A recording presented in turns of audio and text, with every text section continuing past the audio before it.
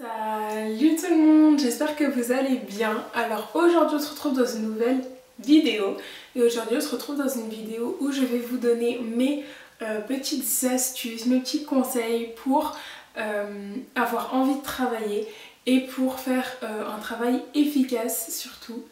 Donc si cette vidéo vous plaît, n'hésitez pas à liker, commenter, partager, à vous abonner et c'est parti pour la vidéo.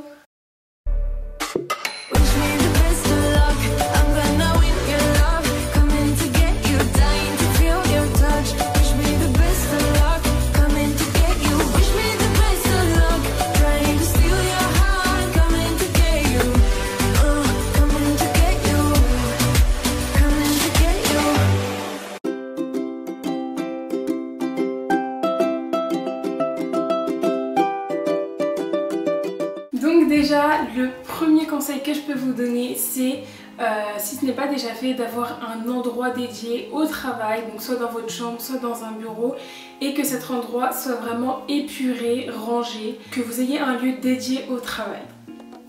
Ensuite, la deuxième astuce que je peux vous donner, c'est ce lieu de travail, de l'aérer avant de travailler au moins 10-15 minutes. Comme ça, c'est un air frais qu'il y a à l'intérieur. Et même si vous n'avez pas l'impression, ça va quand même vraiment mieux vous aider à penser, à réfléchir à un endroit aéré.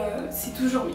Ensuite, donc la troisième astuce que je peux vous donner, c'est de travailler sur un bureau organisé. Donc sur votre bureau, vous mettez par exemple un pot à crayon, vous mettez tout ce dont vous allez avoir besoin, donc crayon à papier, des stylos de chaque couleur dont vous aurez besoin, gomme, feuilles, des fiches plastiques, des trucs comme ça. Vraiment de façon à ce que quand vous venez, vous savez que vous avez juste à travailler, que c'est épuré, qu'il n'y a pas 40 000 trucs à ranger sur votre bureau et déjà, croyez-moi que ça va bien vous aider. Donc ensuite, ça peut concerner un peu tout le monde, c'est d'avoir un agenda à jour. Donc par exemple, quand vous allez en cours, de bien marquer tous vos devoirs. Et comme ça fait que vous pourrez vraiment savoir les devoirs que vous avez à faire. Et donc on en vient en même temps à la cinquième idée qui est de s'organiser un planning de travail. Donc en fonction de tout ce que vous avez à faire, vous imprimez ou vous avez un desk planner. Vous pouvez en acheter, je crois en acheter Emma, un truc comme ça, enfin bref. Quelque chose en fait pour organiser votre semaine et du coup vous aurez juste à marquer ce que vous comptez travailler, à quelle heure et du coup ça fait que vous allez plus avoir envie de travailler parce que ce sera déjà marqué dans votre agenda, vous savez que vous l'aurez à faire. Ensuite, si jamais vous avez vraiment pas la foi de travailler, mon sixième conseil c'est vraiment de vous aérer l'esprit, donc de sortir, enfin là c'est compliqué mais vous allez marcher un petit peu aux alentours de chez vous, voilà, même si vous marchez 20 minutes, 30 minutes, vous vous baladez tranquillement ou alors vous restez chez vous et vous regardez quelque chose sur vos télés ou sur vos téléphones, mais vraiment prévoyez une heure où à un moment donné vous mettez un réveil ou je sais pas, mais à un moment donné où vous allez travailler parce qu'on connaît très bien, t'es sur YouTube, tu dis tu vas faire une vidéo, après ça passe à 2 à 3 et après le temps il passe et résultat tu travailles pas.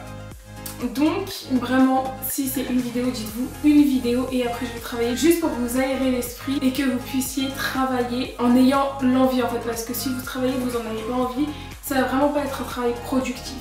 Donc ensuite mon septième conseil que je pourrais vous donner, si jamais vous êtes quelqu'un d'assez stressé, de ne pas avoir peur, d'avoir le temps de tout faire, c'est de faire ce que vous avez à faire avant et de travailler à la fin. Donc par exemple c'est le soir, vous rentrez des cours, vous devez prendre votre douche, etc. Je vous conseille donc d'aller prendre votre douche, de préparer vos habits, votre sac, de faire ce que vous avez à faire et comme ça une fois que tout est fait vous allez juste à bien travailler et vous savez qu'il ne vous reste plus qu'à travailler et vous allez être beaucoup plus concentré dans votre travail que si vous n'êtes pas concentré parce que vous savez que vous avez ça à faire, vous allez y penser, etc. et ça va être un travail un peu plus bâclé que si vous le faites où vous avez l'esprit tranquille.